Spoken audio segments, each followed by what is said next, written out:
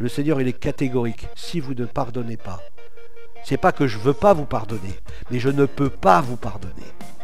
Je ne peux pas à cause de ma justice. Alors, il mettra tout en œuvre pour que nous puissions arriver à un moment où nous puissions enfin pardonner.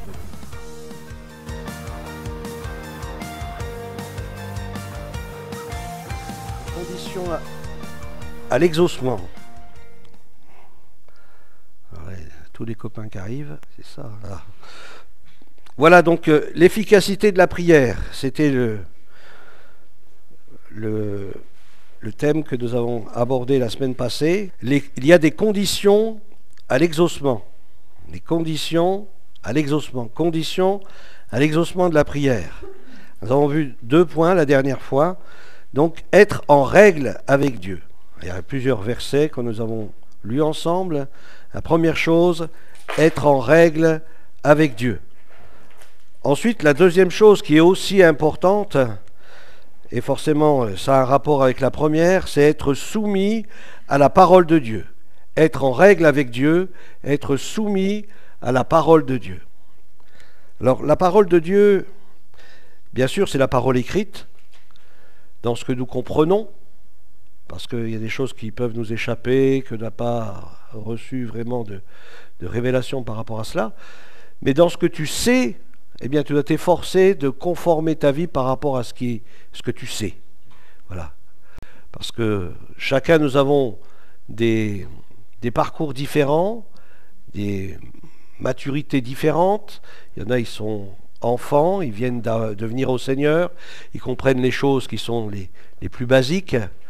Des autres qui sont un peu plus adultes, eh bien, comprennent des choses qui sont beaucoup plus profondes, et d'autres qui sont adultes, eh bien, eux, ils comprennent encore d'autres choses qui sont encore plus profondes et qui les amènent vraiment à vivre une vie que Dieu désire, parce que Dieu désire que nous croissions. Il ne désire pas que nous restions des enfants, mais au contraire que nous puissions devenir des adultes. Pourquoi ? Parce qu'un adulte, ensuite, il peut prendre soin des enfants. Parce que si dans une église, il n'y a que des enfants, il y a un gros problème. Donc dans une église, il y a toutes sortes de catégories. Il y a des enfants spirituels qui peuvent avoir 40 ans, 50 ans, 60 ans ou 70 ans. Il y a des adolescents spirituels, la même chose, qui peuvent avoir 80 ans. Ce qui compte, c'est l'âge spirituel. Quel âge ai-je spirituellement ? Est-ce que je bois du lait ? Je vais dire je mange du lait. Mais est-ce que j'en suis encore au lait ? Ou est-ce que j'ai évolué dans ma nourriture spirituelle? Est-ce que je suis prêt à assimiler ce qui est beaucoup plus consistant, ce que Dieu me demande de plus conséquent? Ensuite, donc, le troisième point, dans les conditions à l'exaucement de la prière, c'est être en règle avec les autres. Avec les autres. Je me souviens d'un témoignage, c'était le frère Riggenbach qui avait raconté ce témoignage. Ils étaient lors d'une réunion. Et puis, d'un seul coup, pendant que les gens se mettaient aux instruments pour préparer, pour chanter les cantiques, le frère qui jouait du piano, d'un seul coup, ses mains se sont crispées, se sont paralysées. Il n'a pas arrivé à jouer du piano. Alors ils se sont dit, c'est le diable. Et puis on a commencé à chasser le diable, les esprits méchants, etc. Rien n'y faisait. Et puis on a dit au frère, mes frères, qu'est-ce qui se passe ? Il y a sûrement quelque chose qui fait que... Et puis il dit, c'est vrai. J'ai pas pardonné à telle personne. Il a commencé à demander pardon. Ils ont prié le Seigneur de lui accorder la guérison puisqu'il s'était mis en règle devant lui. Et à ce moment-là, bien ses doigts sont recommencés à fonctionner. Enfin, moi, je vous fais un raccourci sur l'histoire, parce que j'étais pas là ce jour-là. Mais le fait est là, c'est que lorsqu'il a demandé pardon, lorsqu'il s'est repenti, la guérison est venue. Maintenant, on comprend mieux pourquoi dans le livre de Jacques, l'épître de Jacques, il est dit de confesser vos péchés les uns aux autres afin que vous soyez guéris. Parce que le non-pardon peut empêcher une guérison. Ça, c'est sûr. Le non-pardon peut empêcher une guérison. Je parle à des chrétiens, des gens qui viennent pour la première fois dans l'église, on ne leur demande pas ça, mais ceux qui connaissent la parole. Le problème, c'est ça. Vaut mieux pas connaître la parole, parce que quand tu la connais, tu as une responsabilité vis-à-vis de la parole. Donc le non-pardon peut aussi empêcher une guérison. Entre autres, il y a d'autres choses, mais voilà. Donc on peut lire ensemble dans Marc 11, verset 25, on peut le dire à partir du 23, « Je vous le dis, en vérité, je vous le dis en vérité. Quand Jésus il dit ça, c'est que c'est vrai, c'est 2 fois Amen. Si je le dis en vérité, c'est-à-dire, croyez, c'est ce que je vous dis, c'est vrai. Il faut que ça soit gravé dans votre cœur, que ça soit assimilé, parce que c'est la vérité.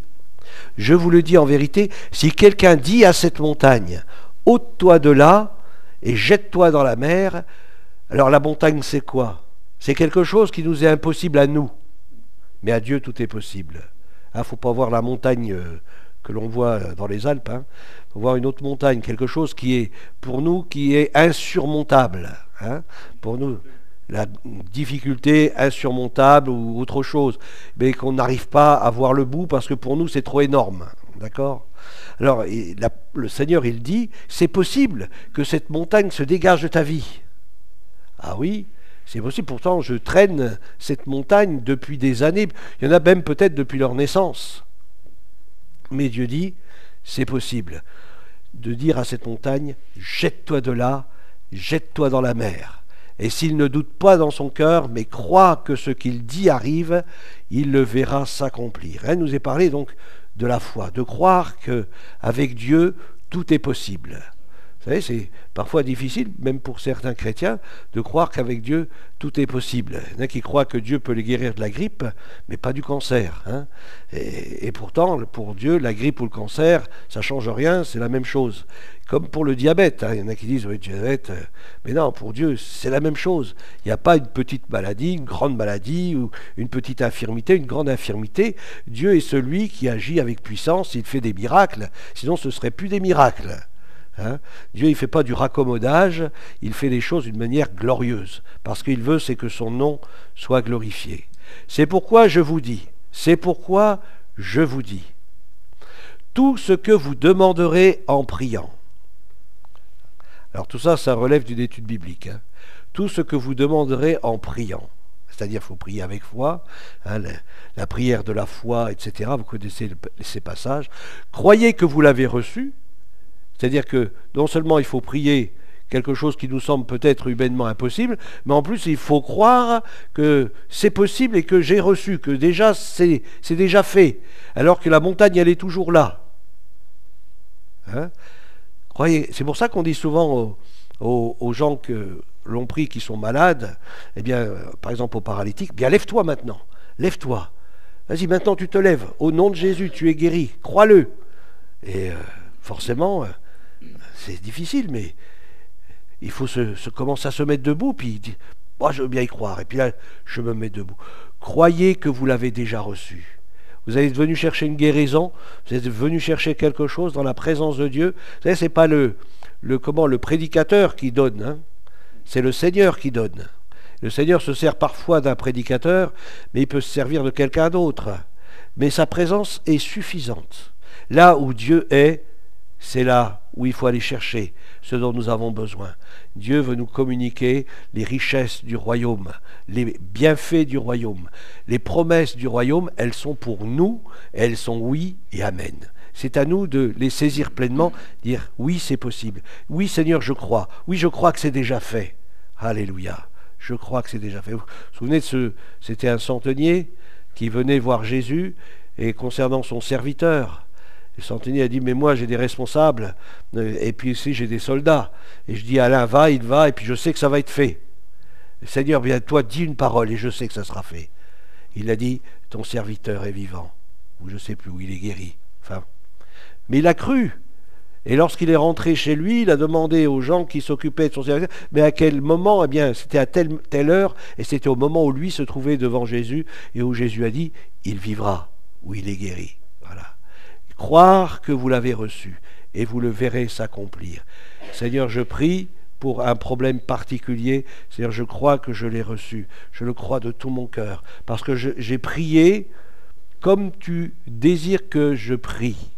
C'est-à-dire qu'en règle avec lui, en règle avec les autres, en règle avec ta parole, j'ai prié selon ta pensée, selon ta volonté.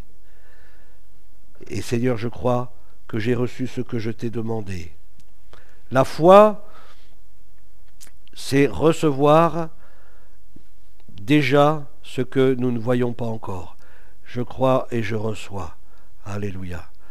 crois et tu verras la gloire de Dieu. C'est ce que nous enseigne la parole de Dieu. D'abord, croire. Alors, qu'est-ce qui nous est dit ensuite dans ce verset? Tout ce que vous demanderez en priant, croyez que vous l'avez reçu et vous le verrez s'accomplir. Alors, il n'est pas dit que vous le verrez tout de suite. Vous le verrez. Il y a peut-être un processus. Hein, et vous le verrez. Vous verrez que la chose elle va aller en grandissant, en s'améliorant. Comprenez? Et c'est ça qui est aussi important. C'est que Dieu, c'est pas aussi celui qui fait comme ça d'un seul coup, mais parfois, il le fait progressivement, au fur et à mesure. Les lépreux ont été guéris pendant qu'ils se rendaient vers les sacrificateurs. Et d'autres choses comme ça, d'autres textes de la parole nous montrent, au travers de plusieurs témoignages, que les personnes ont été guéries, pas à l'instant, mais au moment où ils ont obéi. Au moment où ils ont obéi, au moment où ils ont quelque temps ont suivi, et là la guérison est venue. Alors croyez que vous l'avez reçu et vous le verrez s'accomplir, et lorsque vous êtes debout faisant votre prière. Donc si vous voulez, là il refait un pas en arrière. Hein, il dit tout ce que vous demanderez en priant, croyez que vous l'avez reçu et vous le verrez. Hein. Puis après il dit mais attends. Mais là, quand tu es debout et que tu vas prier pour ton problème, attends, j'ai encore quelque chose à te dire. Parce qu'il y en a, ils mettent un point là, puis ils rentrent à la maison. Non, il faut continuer, il faut lire jusqu'au bout. Et là, qu'est-ce qu'il nous est dit? Lorsque vous êtes debout faisant votre prière, si vous avez quelque chose contre quelqu'un, pardonnez. Vous savez, la montagne, elle s'en ira pas sinon. La montagne, elle s'en ira pas. On pourra essayer de la contourner, on pourra même essayer de creuser un tunnel, mais la montagne, elle ne bougera pas. Le plus important, c'est que la montagne, elle bouge. Ça ne sert à rien d'essayer de prendre des raccourcis, parce qu'à un moment ou un autre, on retrouvera la même montagne devant nous. Lorsque vous êtes debout faisant votre prière, si vous avez quelque chose contre quelqu'un, pardonnez. C'est Jésus qui le dit. Pardonnez. Et on pourrait dire, si tu ne pardonnes pas, bien moi, je ne te pardonnerai pas non plus. Mais Seigneur, tu n'as pas de cœur. C'est quand même lui qui a fait l'erreur. Je te dis de pardonner. Parce que moi, je t'ai encore plus pardonné que ce que toi, tu vas pardonner. Moi, je t'ai pardonné parce que tu allais droit en enfer. Et toi, le pardon que tu donnes, c'est tout petit par rapport au pardon que moi, je te donne. On retrouve dans d'autres textes cette même allusion quand il donne une parabole lorsque il y a quelqu'un qui doit 100 deniers, etc., ou un certain montant, et puis qui dit voilà, je te remets ta dette, et puis une fois qu'on a remis la dette, le gars il va voir un autre qui doit une petite dette de rien du tout, et puis il va le secouer en disant ouais, toi, ce que tu me dois, rembourse-moi. Et puis vous savez ce qui s'est passé à la fin de cette histoire. Celui qui avait reçu qui avait été remboursé de la grande dette, qui avait été épongé de la grande dette, eh bien, en fin de compte, il s'en est trouvé mal, il s'est retrouvé devant le bourreau. Alors, lorsque vous êtes debout, et c'est important lorsqu'on se tient debout, alors souvent on est à genoux, mais là il est dit debout, hein, un chrétien debout. Vous savez, chaque mot dans l'écriture est important. On ne peut pas lire la Bible comme ça et puis aller au texte suivant. Non, arrête-toi. Prends le temps. Personne ne te presse. Prends le temps. Arrête-toi. Réfléchis. Lorsque tu es debout, faisant votre prière, si vous avez quelque chose contre quelqu'un, pardonnez, afin que votre Père qui est dans les cieux vous pardonne aussi vos offenses. Mais, le verset 26, c'est tellement important, et on pourra faire ce qu'on veut, on pourra faire des nœuds, des machins, des trucs, des pirouettes et tout ça, on n'arrivera pas à enlever ce verset de la Bible. Mais si vous ne pardonnez pas, votre Père qui est dans les cieux ne vous pardonnera pas non plus vos offenses. Alors bien sûr, je comprends qu'il peut y avoir des choses difficiles à pardonner. Hein. Oui, il y a des choses qui peuvent être vraiment très difficiles. Mais ayons déjà ce désir de pardonner. Moi, je veux bien, Seigneur, mais j'y arrive pas. J'ai besoin que tu me viennes en aide. Et là, le Seigneur peut venir en aide. Vous vous souvenez de cette histoire, je ne sais pas si vous avez entendu, je pense que oui, ce pasteur anglais qui, son fils, il l'a retrouvé à l'hôpital complètement tabassé parce qu'à la sortie d'un cinéma, il s'était fait agresser. Et puis là, entre la vie et la mort, dans la chambre d'hôpital, le fils, tuméfié, dit à son père, « Papa, j'aurais dû t'écouter, je te demande pardon. » Et puis le fils, il meurt. Et le père, fou de rage. Pasteur, hein, il dit, je vais retrouver ces jeunes, je vais leur faire la peau. Combien d'années il lui a fallu pour recevoir le pardon? Parce que, fin de compte, il avait encore plus besoin de pardon que lui-même d'en donner du pardon. Parce qu'il y avait quelque chose dans sa vie bien qui était là, au fond de son cœur, et cet événement a fait remonter ce qu'il y avait au fond de son cœur. Vous savez, avec Dieu, on ne peut pas jouer un rôle. Dieu, il a toute notre vie pour nous former, pour nous façonner. Il sait où nous en sommes avec lui. Hein, nous sommes à l'école de Dieu. Nous sommes à l'école de Dieu. Et le Seigneur, il veut nous rendre parfaits. Et lui, il a tous ses moyens à disposition pour nous rendre parfaits. Alors bien sûr, pour nous, ça pourrait un peu nous choquer, mais le but, c'est que Dieu nous transforme. Parce que Dieu nous veut pour l'éternité. Il nous veut pour l'éternité. Dieu nous aime tellement qu'il ne veut pas nous laisser comme on est. Il veut nous changer. Et il utilise toutes sortes de moyens pour nous amener à changer. Nous amener à apprendre à nous regarder réellement tels que nous sommes. Souvent, lorsqu'on se regarde, on se dit « Oh, qu'est-ce que je suis bien ?» Mais ce n'est pas forcément la réalité. Et la parole de Dieu, elle est là justement pour nous sonder et pour mettre en lumière ce qui est caché au fond de nous et le faire remonter à la surface.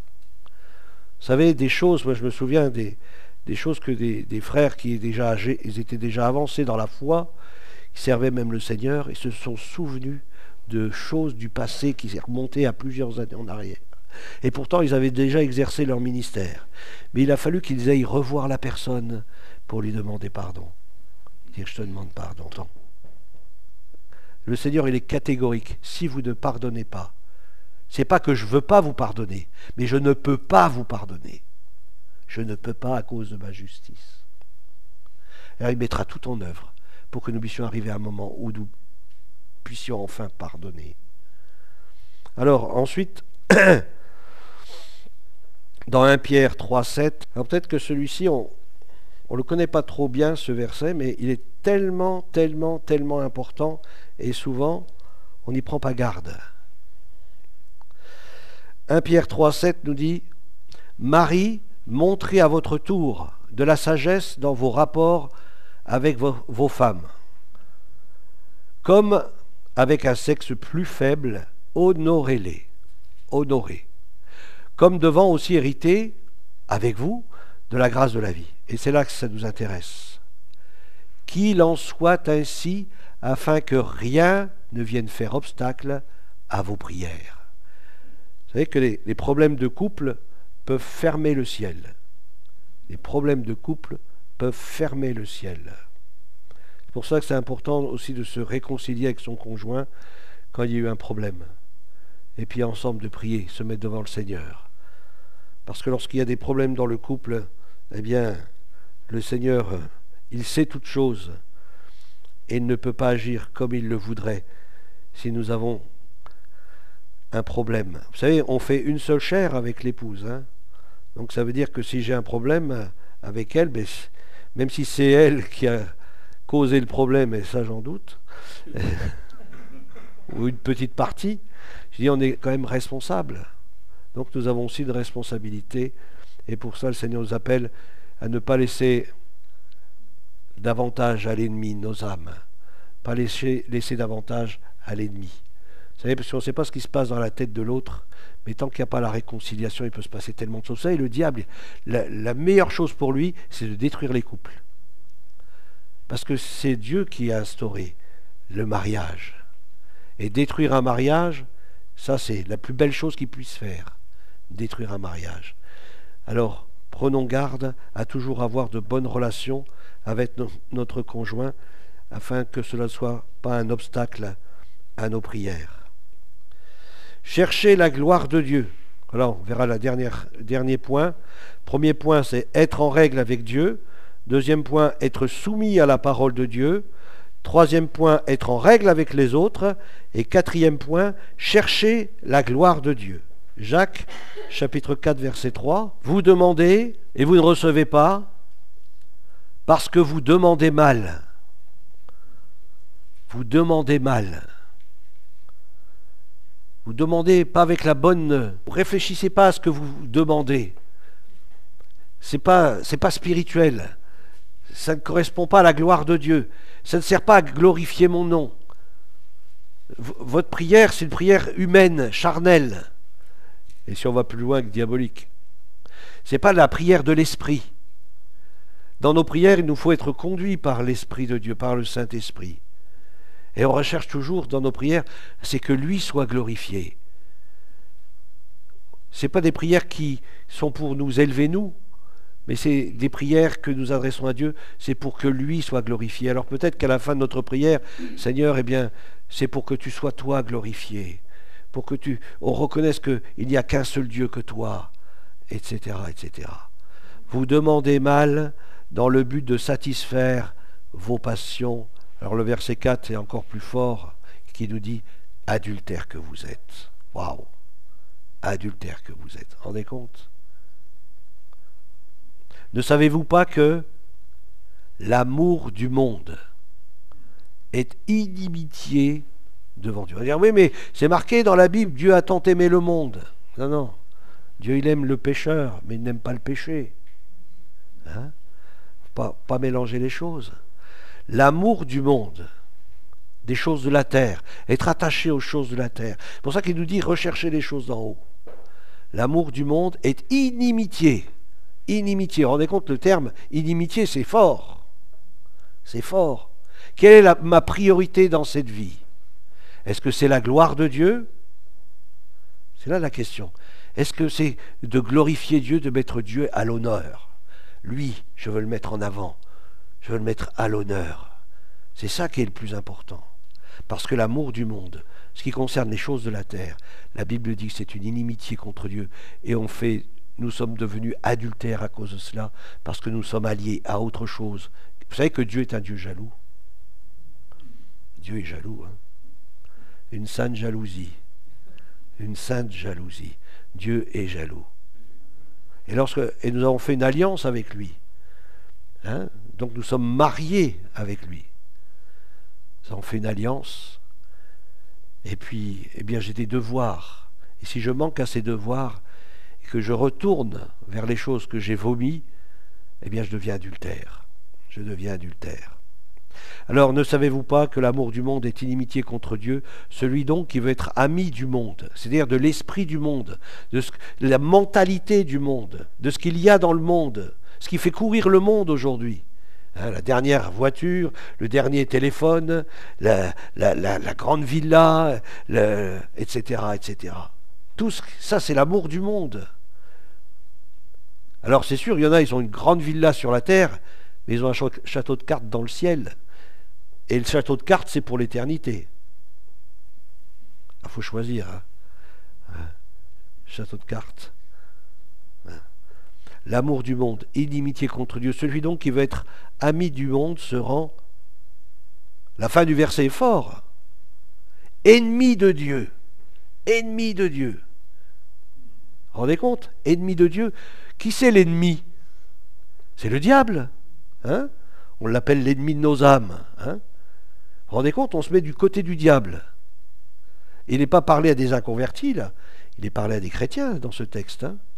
Il est parlé à des chrétiens. Alors que nous puissions vraiment réfléchir sur la manière dont nous prions, si nos prières, elles, ne sont pas une abomination aux yeux de Dieu, mais au contraire que nos prières puissent vraiment honorer le Seigneur et le mettre en avant dans nos prières. Luc 22, verset 42, cherchez la gloire de Dieu. Voilà, puis on va arrêter là. On peut prendre un peu plus haut, peut-être au verset 39. Après être sorti, il alla selon sa coutume. Vous savez qu'il y a des bonnes habitudes. Mais venir à la réunion, je peux vous dire que c'est une bonne habitude. Continuez, vous êtes sur la bonne voie. Il allait à la montagne des Oliviers, parce que là-bas il y avait réunion. Jésus avec ses disciples. Là où 2 ou 3 sont rassemblés en mon nom, je suis au milieu d'eux. Alléluia. Ses disciples le suivirent. Lorsqu'il fut arrivé dans ce lieu, il leur dit, priez, afin que vous ne tombiez pas en tentation. T'es tenté? Eh bien prie. T'es tenté? Eh bien prie. Priez afin que vous ne tombiez pas en tentation. On pourrait dire, l'esprit est bien disposé, mais la chair est faible. Donc l'importance de prier. Puis il s'éloigna d'eux à la distance d'un jet de pierre, c'est une dizaine de mètres. S'étant mis à genoux, oh, Jésus qui se met à genoux, lui le Fils de Dieu, la parole incarnée, il se met à genoux. Non, moi je me tiens debout. Non, mais parfois on peut aussi se mettre à genoux. Et je vous invite vraiment à le faire, peut-être à se mettre à genoux devant le Seigneur de toute la terre. S'étant mis à genoux, il pria. Et qu'est-ce qu'il a dit, le Seigneur, lorsqu'il s'est mis à genoux? C'était dans le jardin de Gethsémane, c'était quelques heures avant qu'il soit emmené par les gardes. Le lendemain, il était crucifié. Père, si tu voulais éloigner de moi cette coupe, toutefois, non que ma volonté ne se fasse pas, mais la tienne. Mais la tienne. Père, si tu voulais éloigner de moi cette coupe, toutefois. Alors, bien sûr, il y a des épreuves dans notre vie. Qui ne vit pas des épreuves? C'est normal. L'épreuve, ça fait partie de la vie et ça fait aussi partie de notre croissance avec Dieu. Ça nous apprend à grandir avec Dieu, à passer dans une classe supérieure, parce que nous sommes à l'école de Dieu. Et on évolue, on grandit, on se développe dans le caractère, dans notre marche chrétienne. Si tu voulais éloigner de moi cette coupe, toutefois, même s'il faut que je passe par cette épreuve, je suis prêt à l'accepter. Parce que je sais que tu tiens toutes choses dans tes mains. Je sais que ma vie est dans tes mains parce que je t'ai donné ma vie. Je suis mort. Donc je t'ai donné ma vie. Et si je vis pour toi, Seigneur. Je vis pour la gloire de ton nom. Et peu importe ce qui peut m'arriver, ma vie, elle t'appartient. Je ne m'appartiens plus. Non pas ma volonté, mais la tienne. La tienne. Le Seigneur, vous savez quoi?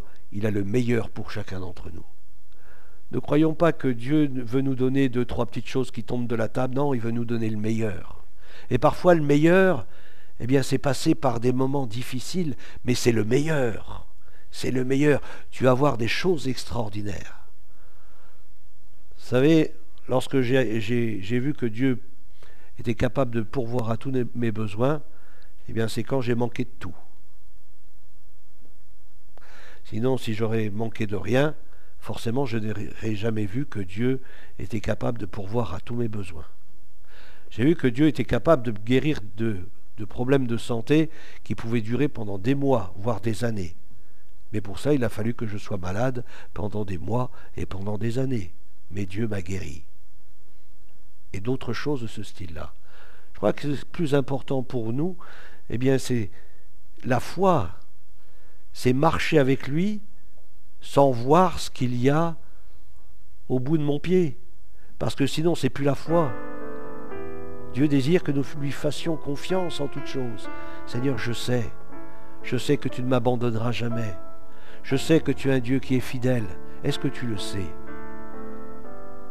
Le savoir intellectuellement, c'est une chose, mais le savoir dans son cœur, Seigneur, je sais, parce que je suis né d'en haut, parce que j'ai une relation avec toi, parce que je vis dans cette communion avec toi. Je sais, tu es vraiment mon Père. Est-ce que Dieu est ton Père? Comme il est dit dans un verset, si on lui demande le Saint-Esprit, est-ce que ton Père va te donner un serpent, un scorpion? S'il est vraiment ton Père. Alors si tu crois que c'est pas utile de lui demander, c'est parce que tu connais pas ton Père. Tu sais pas qui... J'aime beaucoup, c'était Bill Johnson. Vous savez, Bill Johnson, bon, il y a toutes sortes de choses à son sujet, peu importe. Mais quand il parle de l'amour du Père, eh bien il parle vraiment de l'amour du Père. Et vous savez que notre Dieu, il est aussi notre Père. Il est mon Père. Dans l'Ancienne Alliance, on n'a jamais connu Dieu comme étant le Père. C'est Jésus qui nous a révélé le Père. Lorsqu'il est venu nous révéler le Père. Un Père qui nous aime, mais un Père aussi qui est juste, qui est droit. Mais il est plein de compassion, il est plein de miséricorde, il est plein de bonté. Dieu est bon, mais il n'est pas bonbon. Dieu est juste, il est saint. Et ça, c'est notre Père et il nous aime. Et il ne nous abandonnera jamais. Tu peux te trouver dans des endroits ou des circonstances les plus compliquées qui soient, sache qu'il est toujours là. Lorsque je marche dans la vallée de l'ombre de la mort, je ne crains aucun mal, parce que tu es avec moi. Amen. Amen. Le bâton, c'est pas trop pour nous taper, hein. Il a la crosse pour nous ramener. J'avais vu, c'était le berger, lorsque la crosse qui est au bout du bâton, c'est quand la brebis elle est tombée dans un trou, il attrape la gorge avec la crosse, il la sort comme ça. Alors c'est sûr que pour elle, ça va pas être marrant, hein, mais il la sauve, hein, il la sauve. Et c'est notre Dieu est comme ça. Seigneur notre Père, nous voulons te bénir pour ta parole, car elle est la vérité. Seigneur, grave ta parole dans nos cœurs, Seigneur. Aide-nous à la serrer dans nos cœurs afin de ne pas pécher contre toi. Seigneur, merci de l'assistance de ton esprit. Merci de nous conduire dans les choses que tu as préparées d'avance pour nous. Que ton esprit demeure sur chacun d'entre nous. Ta grâce et ta paix, Seigneur, soient sur nous. Dans le nom de Jésus, enseigne-nous tes voies. Conduis-nous, Seigneur, dans tes sentiers. Au nom de Jésus-Christ. Amen. Amen. Bonne nuit, dormez bien.